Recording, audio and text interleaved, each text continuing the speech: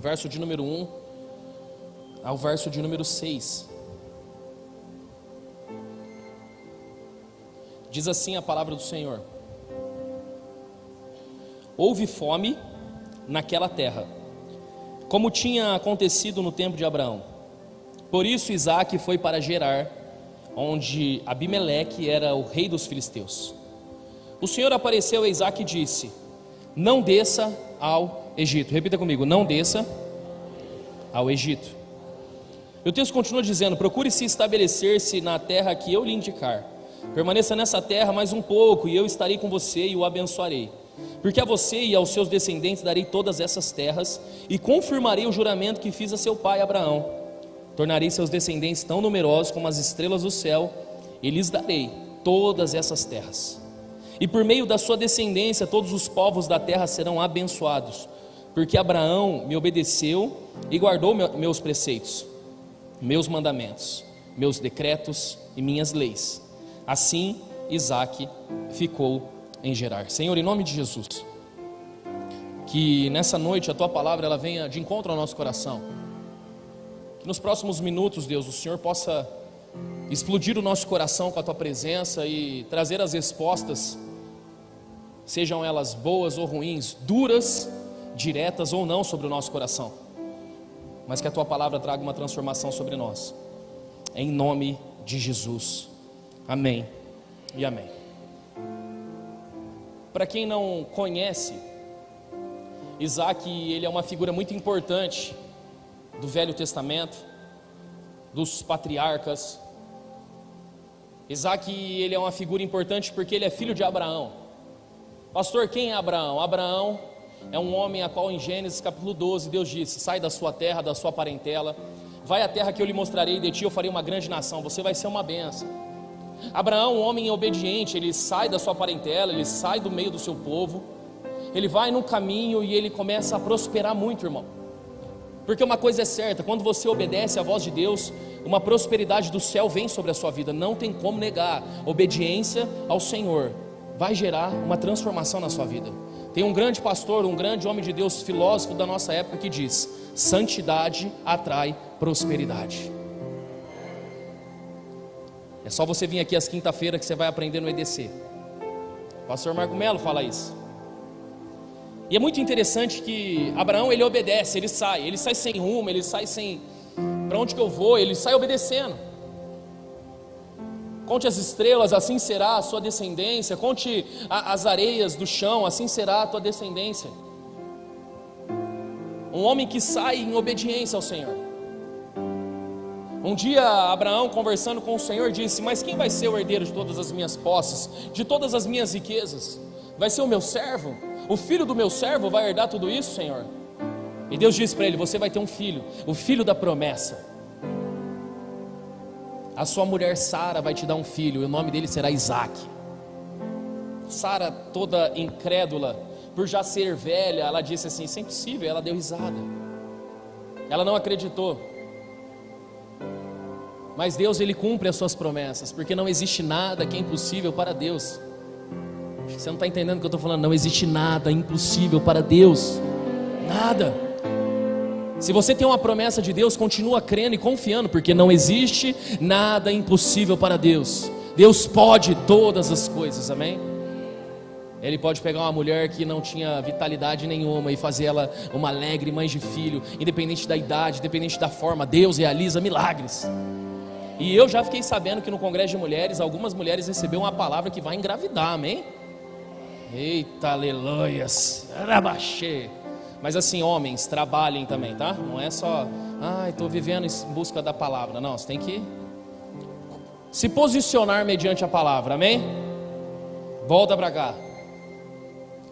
Essa é a história de Abraão. Nasce então o filho da promessa, Isaque. Um filho amado, um filho desejado, um filho a qual havia uma grande expectativa, aquele que daria continuidade. Só que de repente Isaque sai como seu pai, começa a trilhar, começa a caminhar junto com a sua esposa.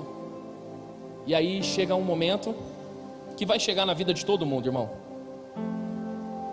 Verso de número 1 vai dizer: e houve fome naquela terra. como tinha acontecido no tempo de Abraão, pai de Isaac. O dia de crise e o dia de desconforto, cara, ele chega para todo mundo. O dia de crise, ele aparece e bate nas nossas portas. De repente, uma notícia ruim chegou. Que notícia é essa? Fome na terra. Já não tem mais comida, já não tem mais recursos, já não tem mais água, o povo está em crise, e agora, o que nós vamos fazer?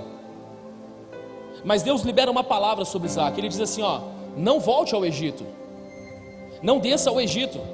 Independente da crise que vier, não volte para o ambiente a qual eu te tirei. Não volte para o ambiente a qual eu tirei os teus antepassados. Independente da crise e da fome, não volte. Verso de número 1: como tinha acontecido no tempo de Abraão. Por isso Isaac foi para Gerar, onde Abimeleque era o rei dos filisteus. E o Senhor apareceu a Isaac e disse: não desça ao Egito, procure estabelecer-se na terra que eu lhe indicar. Repita comigo: não desça ao Egito.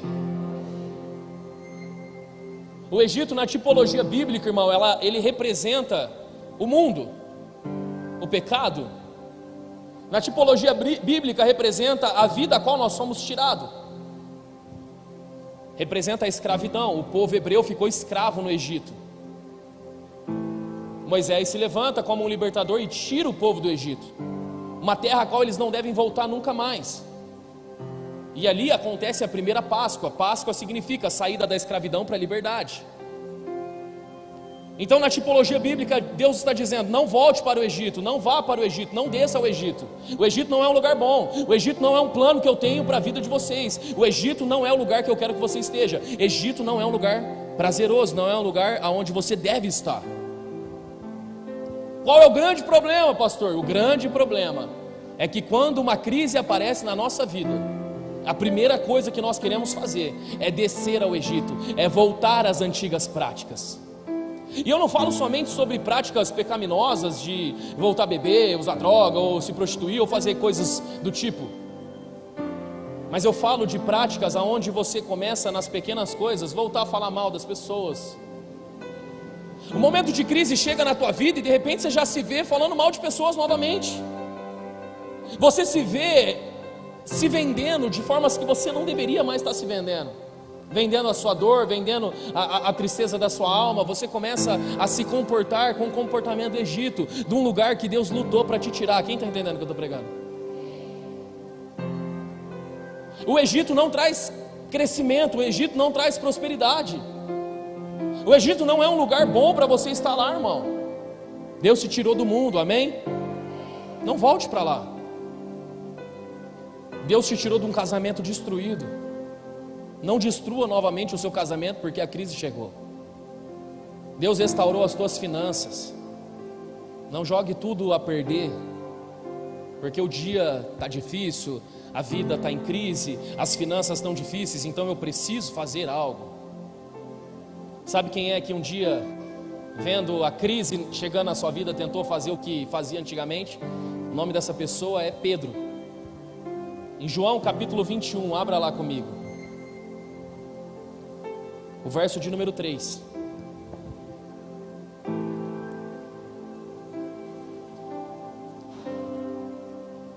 O texto vai dizer: vou pescar, disse-lhe Simão Pedro. Nós também vamos com você, disseram. Eles foram e entraram no barco, mas naquela noite não pegaram nada. Qual é o cenário que isso acontece? O nosso Senhor Jesus, ele já havia sido crucificado, morto. Os discípulos estavam a portas fechadas, sem expectativa. Mataram o nosso Senhor, mataram o nosso Salvador. A crise foi instaurada ali dentro daquele ambiente. Pedro se levanta no meio daquela crise e fala assim: quer saber? Vou pescar. Quer saber? Eu vou lá pescar. Pastor, você está falando que é pecado pescar? Não estou falando isso, amém? Senão o tio Cido estaria fulminado, porque ele pega peixe, tira foto e não é de verdade. Cadê o tio Cido? Tio Cido, estou de olho, viu? Pecado, né? Tio Cid, Daniel, o bonde aí. Pecado é, sei lá, pegar o peixe e falar que foi você que pescou. Brincadeira. Mas pescar não é pecado, irmão. Mas no caso de Pedro, ele está dizendo: eu vou voltar a fazer aquilo que eu fazia antes de conhecer Jesus. Eu vou voltar para a minha profissão, eu vou voltar a trabalhar, porque esse negócio de evangelho não está com nada. Então eu estou passando por uma crise, Jesus não está mais aqui, eu já não sei mais o que eu vou fazer. Quer saber? Vou cuidar da minha vida. Eu vou voltar lá e vou trabalhar como eu trabalhava antes. Preciso pegar uns peixes, preciso pagar umas contas, preciso comprar o leite das crianças, a vida não está fácil, né? Aí uns outros cabeção viram assim: nós vamos junto, vamos embora, vamos pescar, vamos todo mundo. Eles entraram em alto mar e naquela noite eles não pegaram nada. É assim que é a sua vida, irmão. Longe da presença de Deus, não vai dar certo. Eu poderia ficar aqui horas e horas tentando te mostrar e te provar que aquele que já pisou no Santo dos Santos já não consegue mais viver em outro lugar. Eu queria muito poder dizer para você: cara, Jesus é só uma vibe, Jesus é só um hype, Jesus é só um momento. Você vem aqui, você adora, mas vive a vida que você está vivendo, está de boa. Mas o Evangelho, irmão, é uma única coisa que o Senhor está dizendo para você: não volte mais atrás, não desça ao Egito, não volte a pescar. A partir do momento que você conheceu o Senhor, a partir do momento que você se relacionou com Ele, quer doa, quer não, quer crise, quer não arreda o pé da presença dEle, porque Ele vai cuidar de você e Ele vai transformar a tua vida. O grande problema é: a crise veio, não vou mais na igreja. Algumas pessoas me procuram e falam assim: pastor, eu vou parar de ir na igreja. E eu sou muito coerente e eu falo assim: vamos bater um papo. Qual é o motivo pelo qual você quer sair da igreja? Pastor, a minha vida está dando errado. Ok, está dando errado a sua vida? Concordo, não vou discutir, a vida é sua, você é autoridade no que você está falando, sua vida está dando errado.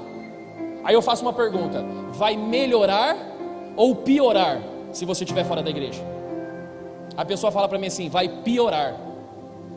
Então o que você vai fazer longe da igreja?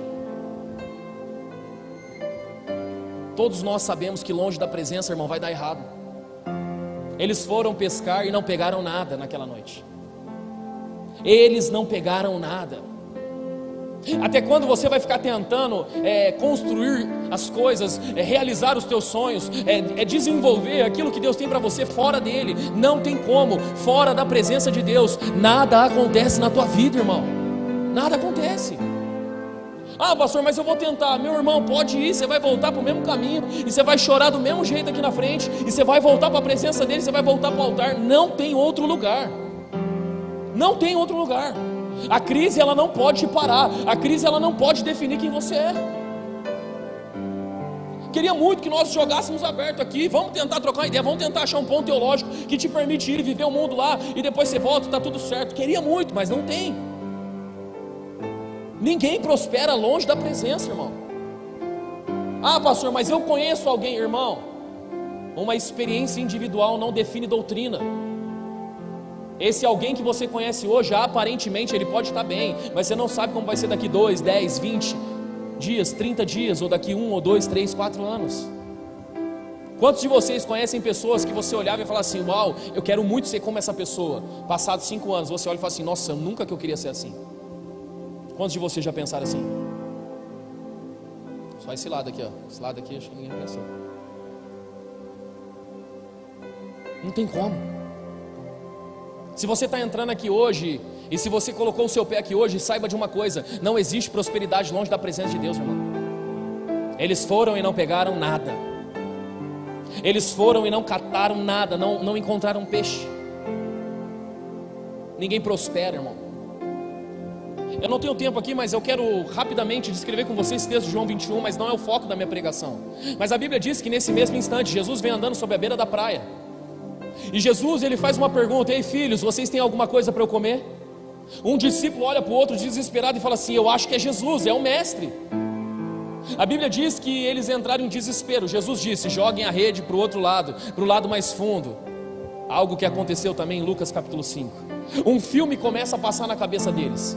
A Bíblia diz que eles lançaram a rede e eles pegaram 153 peixes grandes. Repita comigo: 153 peixes grandes. Cara, por que que a Bíblia vai dizer 153? Eu não sei você, mas eu sou o cara que arredonda. E aí, quantos peixes tem? Ah, tem uns 150. Geralmente eu arredondo para mais, eu sou exagerado. Quantos peixes tem? Ah, tem uns 200. Não, mas pastor, e a igreja hoje estava lotada? Para mim está lotado, hoje tem 300 pessoas aqui, nos meus olhos pastorais. Aleluias.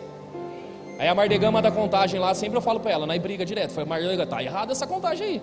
Não, pastor, não contou. Foi não, não é possível. Eu vivi muito mais, é que eu sou exagerado. Os meus olhos assim já começam. Mas lembra lá, 153, fala comigo, 153. Imagina Pedro, Jesus para e fala assim: Pedro, quantos peixes você pegou? Pedro começa: 1, 2, 3, 4. Por que Jesus pediu para eles contarem? Para que contar os peixes? O que vai mudar 153 peixes? Mas chega um dia da vida de Pedro, esse mesmo Pedro que contou que tinha 153 peixes. Chega um dia em Atos capítulo 2, a Bíblia vai dizer que eles estavam reunidos todos dentro da mesma casa, e veio do céu um vento como um vento impetuoso e encheu toda a casa. E foi visto sobre eles línguas repartidas como de fogo. E todos começaram a orar em outras línguas. E algumas pessoas que estavam ali naquele dia começaram a dizer: estão bêbados, estão embriagados, isso são horas de estarem bêbados. Um homem se levantou, qual é o nome desse homem? E ele começou a pregar o evangelho para aquelas pessoas: nós não estamos bêbados, nós não estamos embriagados, é porque Deus falou isso, como diz o profeta, como diz as escrituras, vai acontecer, arrependam-se. E ele começa a pregar. E a Bíblia diz que quantas pessoas se converteram naquele dia? Quantas pessoas? 3.000 pessoas. Sabe o que Jesus estava tentando ensinar para Pedro? Quando você quiser viver a tua vida, é só 153 peixes grandes. Quando você quiser viver aquilo que eu tenho para você, é quase 3.000 almas sendo entregues na presença de Jesus. Não tem nada melhor se não for na presença dele, irmão. Se você continuar tentando fazer do teu jeito, descendo ao Egito, fazendo negócios que não agradam o Senhor, tentando dar o seu jeito, fazer as suas estratégias, não vai acontecer. Mas se você dobrar o seu joelho e falar assim: permanecerei aqui na terra aonde Deus mandou ficar, permanecerei em obediência na presença do Senhor, Deus vai multiplicar os recursos, Deus vai multiplicar todas as coisas na minha casa, na minha vida, em nome de Jesus. Não volte a pescar, irmão. Não volte a pescar. Como o pastor Marco Melo falou que a santidade atrai a prosperidade, eu coloquei um ponto parecido: obediência atrai provisão. Pastor, que isso? A mesma coisa. É só para não falar que eu copiei ele, mas é a mesma frase, eu só mudei a semântica. Gênesis capítulo 26, verso número 12 vai dizer: Isaac semeou naquela terra. Que terra, irmão? A terra que estava seca, a terra que estava com fome, a terra que estava destruída. Isaac semeou naquela terra, e no mesmo ano ele colheu a 100 por 1, porque o Senhor o abençoou. Não arreda o pé. Isaac, não sai da posição. Isaac, não sai do lugar que eu te coloquei. Permaneça, porque a obediência vai atrair a provisão. Se você obedecer, eu vou trazer provisão sobre a tua vida. Não, mas a estratégia está dizendo que é melhor ir para o Egito. Está todo mundo indo para o Egito. Não vai para o Egito. Permanece. Me obedeça. Sabe qual é a maior dificuldade da igreja hoje? Obediência. A gente é tão cabeçudo, sim ou não? Eis que falo para mim mesmo agora. É tanta besteira que é tão difícil. Eu fico imaginando Jesus andando com os discípulos. Sério, fico imaginando assim, eu, pastor Igor, assim, quando a gente conversa, os pastores, os líderes, Lucão, a gente está lá, a gente fala assim: cara, mas Deus já fez tantos milagres e a gente não consegue acreditar agora. Olha essa cena que engraçada. Pastor Nilson, preste atenção, olha que legal. A Bíblia vai dizer que Jesus, ele multiplicou os pães, 5 pães, 2 peixinhos, e 5.000 homens comeram, lembra desse texto? Fora mulheres e crianças, aproximadamente umas 25.000 pessoas comeram naquele lugar. E não só isso, sobraram ainda 12 cestos cheios. A Bíblia vai falar sobre uma outra multiplicação dos pães, aonde, se eu não me engano, 7.000 pessoas comeram. Me ajudem aí os teólogos de plantão. Mas eu lembro que sobrou um monte de cesto cheio lá, e todo mundo comeu. Aí começa um outro texto dizendo que os discípulos entraram no barco. Eu fico imaginando Jesus sentado no barco, todos os discípulos sentados ali, e Jesus assim do nada, sabe? Tá todo mundo falando da vida. Jesus fala assim, ó, cuidado com o fermento dos fariseus. Aí do nada faz um silêncio no barco de Jesus. E Jesus continua olhando para frente. Estou falando do meu Jesus, do meu jeito, tá? Ai, pastor, está escrito isso. Não, eu estou tentando criar um cenário na minha cabeça. Jesus, ele fala, cuidado com o fermento dos fariseus. E fica olhando para frente assim, tranquilo, vendo, né, a água, os peixinhos assim. Aí começa entre eles um olhar para o outro. Eles começam a olhar para o outro e falam assim, nossa, cara, o que foi? A gente esqueceu o pão. Quem foi que esqueceu o pão? Cara, sei lá, alguém esqueceu o pão. Tem pão aí? Não, não tem pão. Jesus está falando do pão. Cadê o pão? Cadê o pão? Moiou, Nossa, falou pão agora, veio um negócio na minha cabeça do pastor Igor, mas eu vou ficar quieto. Eu vou falar. Pastor Igor no campamento de jovens. Depois vocês me lembram do pão, porque eu abro uma caixa e desapareço dela. Beleza? Pastor Igor foi no acampamento de jovens. O Menotti encomendou os pão lá do acampamento de jovens. Quem lembra dessa época aí, amém? Encomendou quantos pães? Ele encomendou 150 pães. Ligou na padaria, 150 pães. Ele foi todos os dias comprar pão. Chegou no último dia, ele estava muito cansado. Ele falou assim, pastor Igor, eu já encomendei os pães, está tudo certo, 150 pães, você consegue passar na padaria e pegar para mim? Pastor Igor, você é louco? Conta comigo.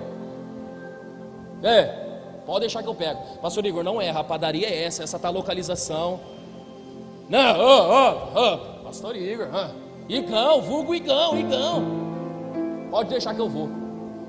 Só que nesse dia no acampamento, o último dia do acampamento, o pessoal batiza o povo. O que é batiza, pastor? É o salve geral. Joga o pessoal na piscina 3 horas da manhã. O pastor Gustavo experimentou isso aí no acampamento. E o pastor Igor ficou com medo do pessoal zoar ele não dormiu. E aí ele pensa, da padaria errada. Entrou cheio de si.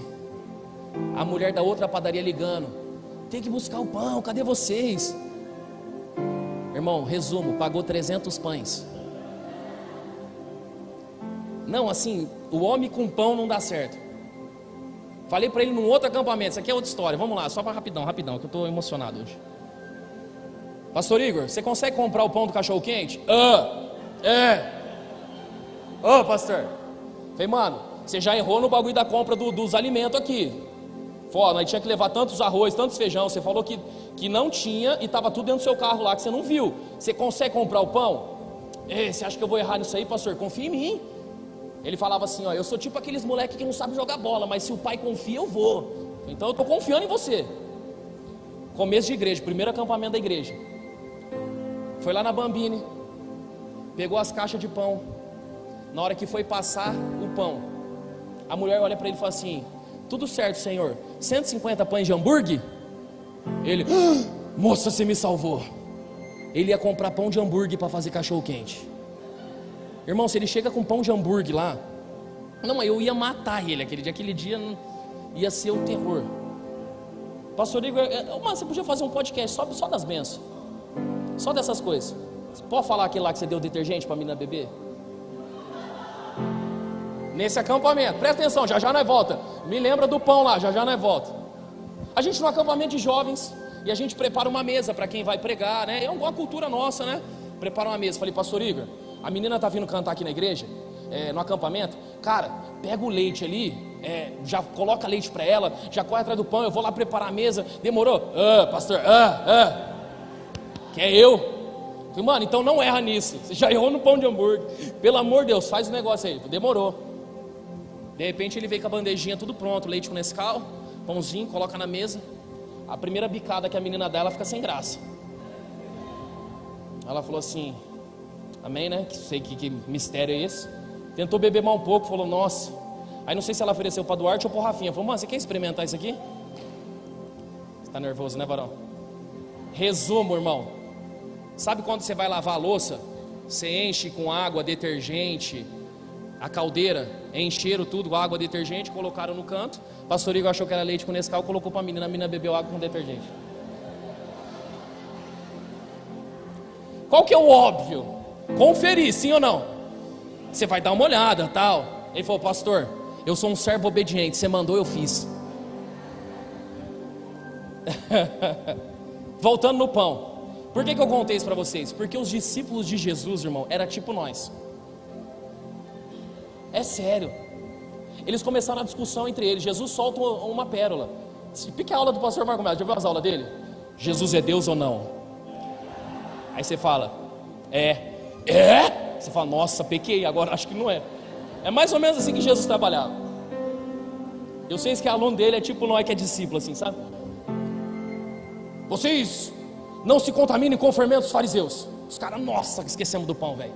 Ele falou do fermento, que ele está falando do pão. E nossa, agora complicou, hein? E aí, e agora, o que nós vamos fazer? Está todo mundo em alto mar. Quem vai pegar o pão? Como é que nós vamos fazer com o pão? Cadê o pão? Cadê o pão?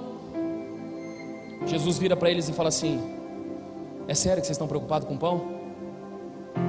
É sério que o problema de vocês ainda é pão? Eu não estou falando sobre pão, eu estou falando sobre o ensinamento dos fariseus. Eu estou falando da doutrina que eles utilizam. O problema nunca foi pão, porque quando lá atrás vocês precisavam de pão, eu multipliquei o pão. Quantos cestos sobraram? Eles 12 cestos. E naquela outra vez também, quando faltou pão, eu multipliquei o pão. O problema para Jesus nunca foi o pão. O problema é se você é obediente àquilo que ele está falando ou não, velho. Não se contamine. Obedeça. Permaneça fiel.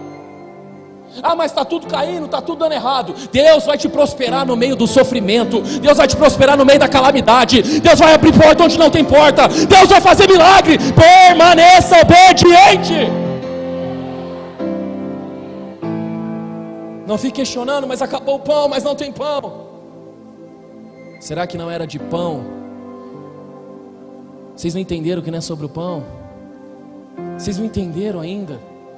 Vocês não entenderam? Jesus está falando disso. Vocês não entenderam que não é sobre as coisas naturais, porque as coisas naturais eu gero, eu crio, eu faço a hora que eu quiser. Mas a minha luta com vocês, entre aspas, a minha luta com vocês é colocar no coração de vocês que se vocês me obedecerem, eu vou prosperar a vida de vocês.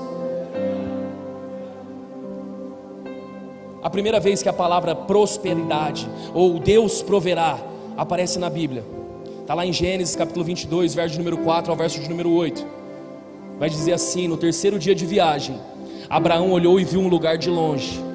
Disse ele a seus servos: fiquem aqui com o jumento, enquanto eu e o rapaz vamos até lá. Depois de adorar, voltaremos. Repita comigo: voltaremos. Aqui você precisa entender, Deus tinha pedido algo para Abraão. Lembra Abraão, o amigo de Deus, o pai da promessa? Ele teve um filho. Qual é o nome do filho? O Isaac, o próprio Isaac a qual nós estamos falando. Deus falou para ele assim: agora que você tem um filho, eu quero que você entregue ele para mim. Mate Isaac, sacrifique Isaac para mim. Sabe o que ele falou? Eis-me aqui. É Isaac que o Senhor quer? Vamos lá. Mas a fé dele era tão grande que ele diz para os servos: eu e o menino vai subir lá para sacrificar o Senhor. Fiquem aqui, que já já voltaremos. Ele não disse voltarei, ele disse voltaremos. Ou seja, não vou voltar sozinho, o menino vai voltar comigo. Porque se Deus pedir para sacrificar, eu creio que Deus tem poder para ressuscitar. Se Deus está pedindo os meus recursos, eu creio que Deus tem condições muito maiores para triplicar, duplicar e fazer o que Ele quiser com os meus recursos. É isso que o Senhor quer? Toma. Ele sobe. No caminho, Abraão pegou a lenha para o holocausto e colocou nos ombros do filho Isaac. E ele mesmo levou as brasas para o fogo e a faca. E caminhando os dois juntos, Isaac disse ao pai, Abraão: meu pai? Sim, meu filho, respondeu ele. Isaac perguntou: as brasas e a lenha estão aqui, mas onde está o cordeiro para o holocausto? Respondeu Abraão: Deus mesmo há de prover. Deus proverá. Deus proverá.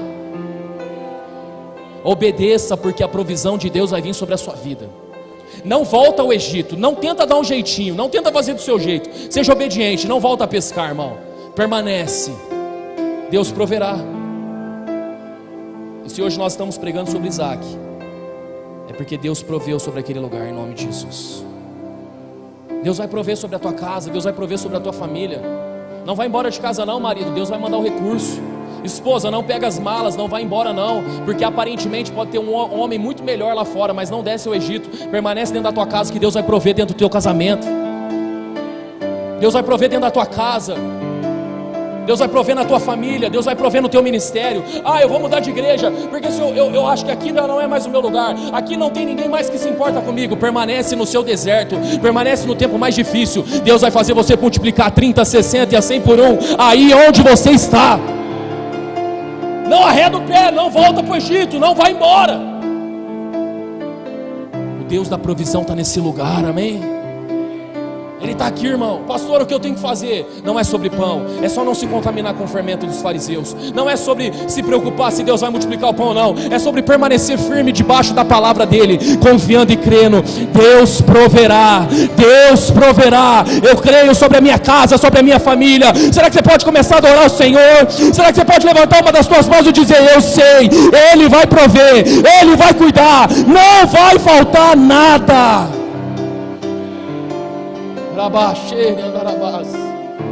Não vai faltar. Não faltou para Isaac, irmão. Não faltou para Isaac, ele permaneceu. É aqui que o Senhor quer que eu fique, Senhor. Está todo mundo descendo para o Egito, Pai.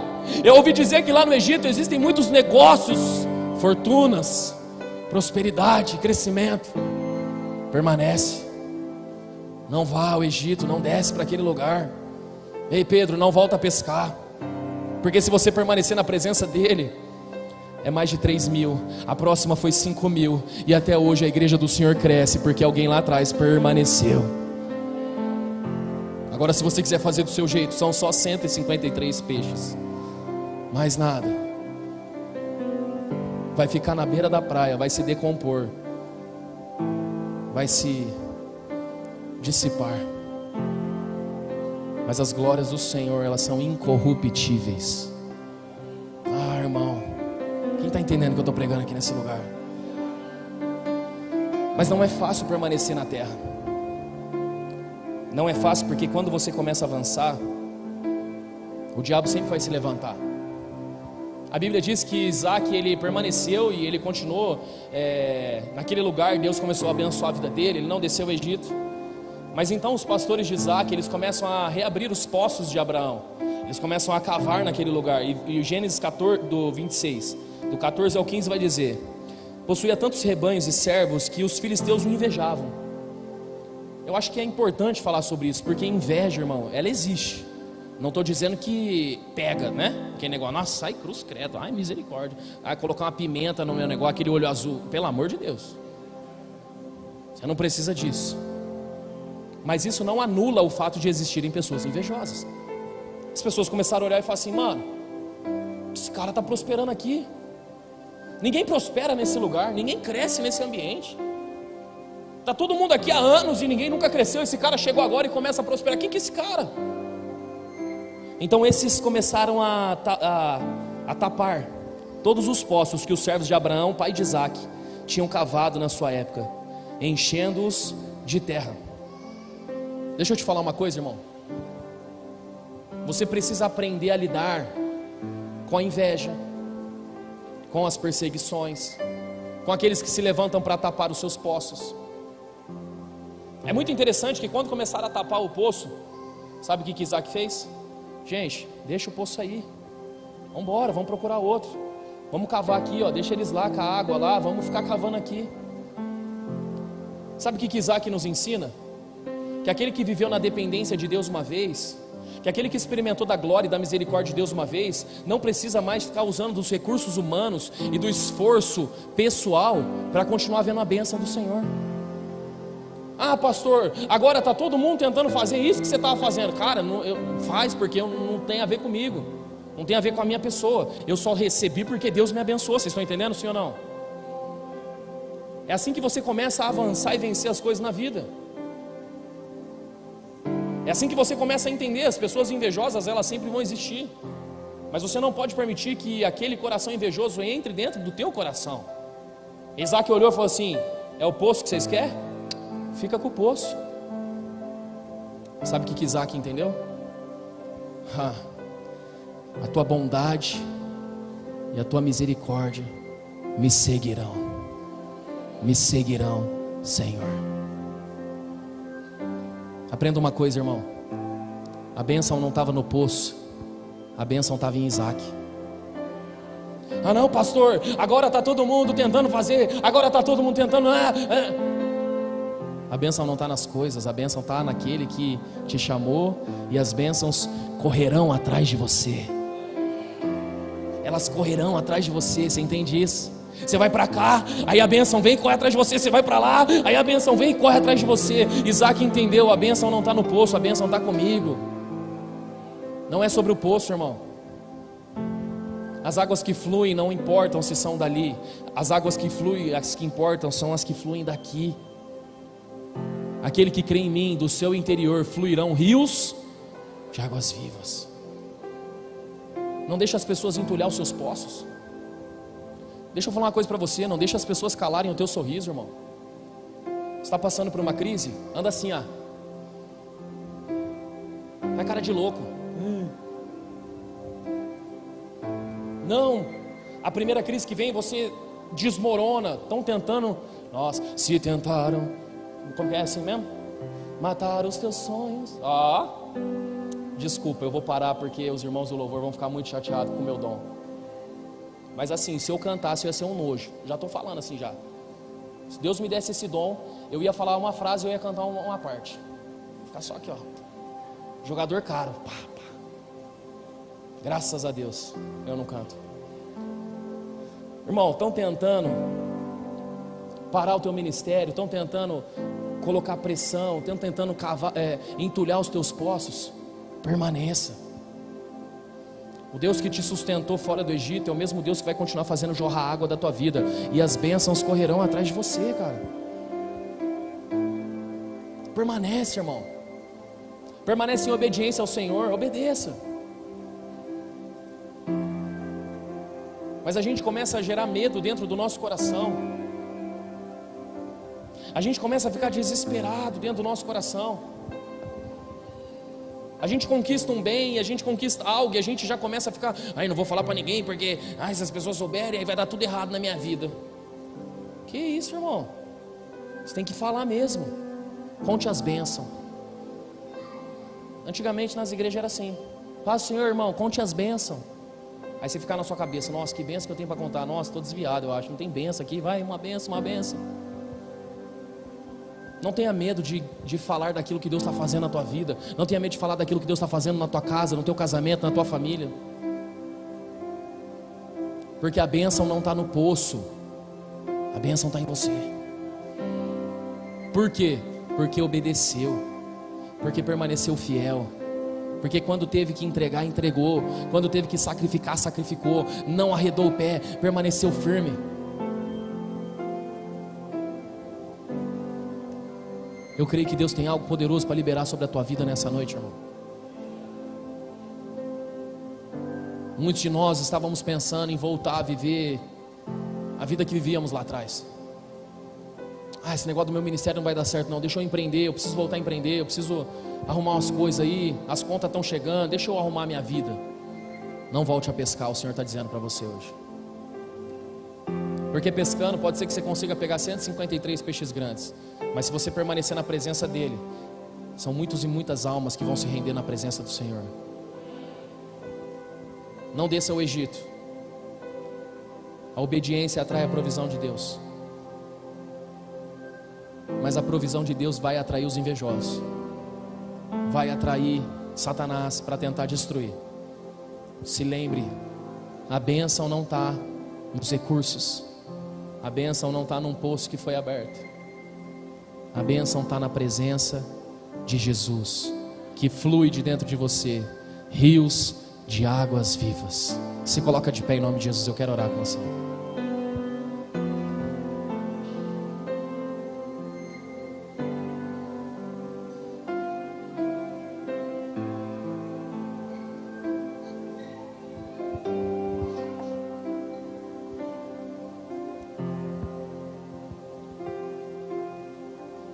Enquanto o Ministério de Louvor vem aqui, eu creio demais que Deus, Ele falou no coração de algumas pessoas aqui.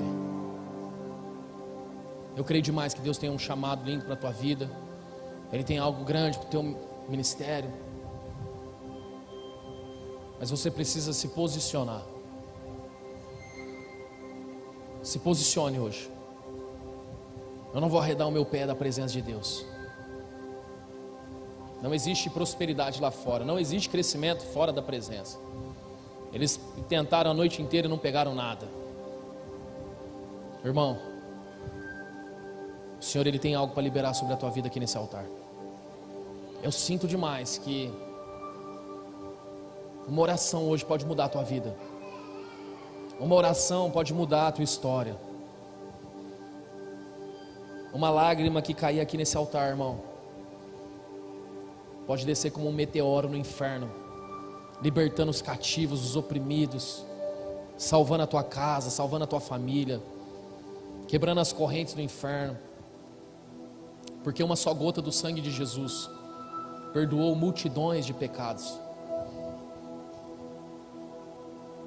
O Senhor está aqui hoje. Ele está falando com você: não volte ao Egito.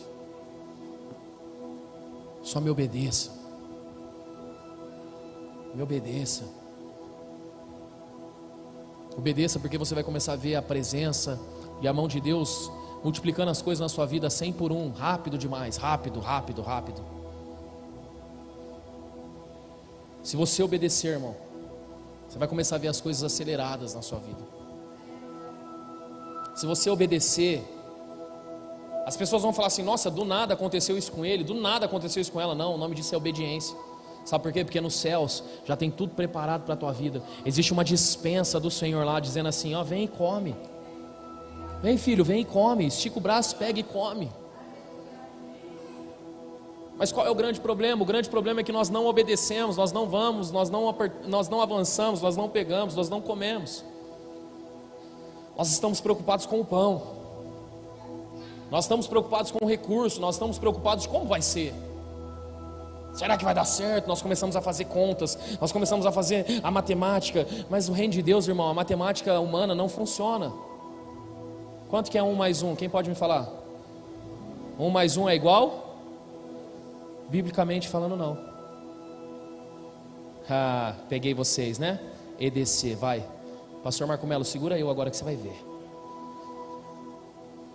A Bíblia vai dizer: quando um homem se casa com uma mulher, 1 mais 1 se torna 1.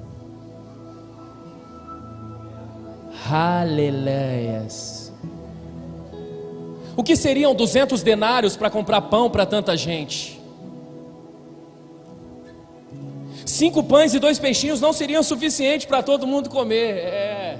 Na matemática humana não, irmão, mas na matemática do céu. Enquanto para você 1 mais 1 é igual a 2, para o Senhor 1 mais 1 é igual a 1, se tornarão ambos uma só carne. Não tem como. O reino de Deus é o inverso daquilo que você crê. E se a palavra está dizendo: permaneça, eu vou multiplicar na terra do seu sofrimento a 100 por 1, você vai colher 100 vezes mais. Só não arreda o pé daqui, permanece firme na presença do Senhor, obedeça. Não tem como, irmão.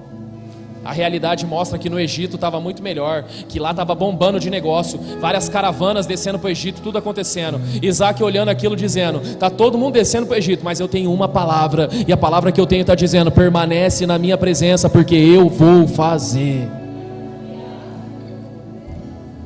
Está todo mundo indo buscar namorado lá fora, está todo mundo indo buscar namorado em algum lugar. Permanece na presença de Deus, que o seu Ele vai enviar para cá, e vai ser lindo como você nunca imaginou na tua vida.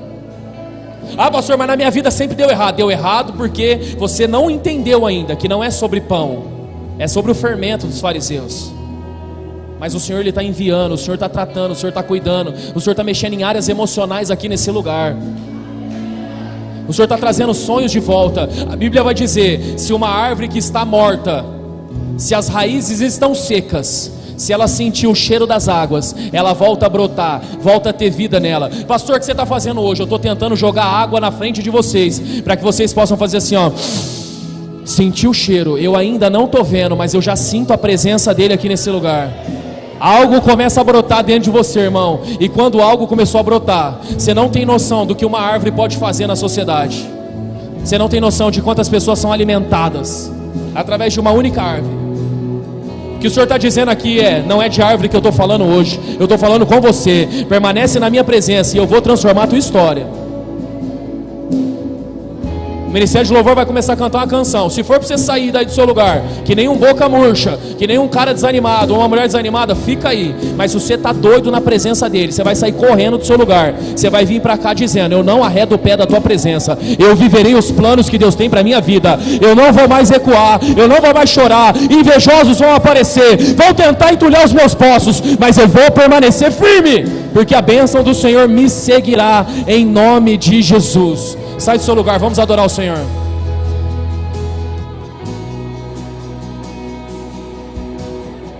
Se tentam destruir-me, zombando da minha fé e até tramam contra mim,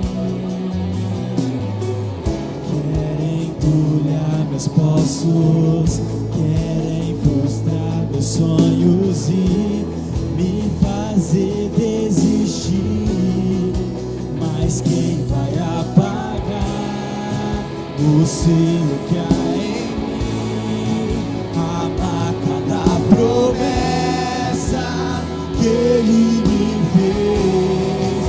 E quem vai me impedir, se decidido estou, pois quem me prometeu